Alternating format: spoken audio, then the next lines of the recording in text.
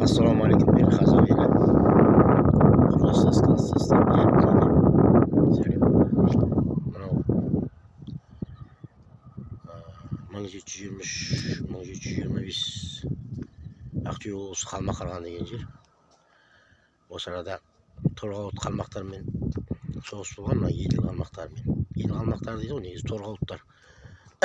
Қалмақтың бір несі ғой, ұруы. Осы арада Тамай Есет батыр Сирақ кетеді деп жүрген Тойғожаның балдары, ұрпақтары Арал батыр, Әжібай би осы арада қалмақтарды қырған, содан қалмақ қырған деп аталады. Вот осылай тарих. 1723-1725 аралығында.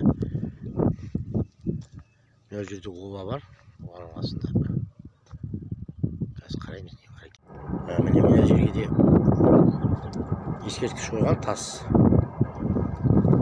Бұл жерде одан 3 ғасыр бұрын қасиетті жер үшін қалмақтармен шайқаста қан төккен қазақтың қаһарман батырларына арнап ескерткіш қойылды дейді. Қалмақ қырған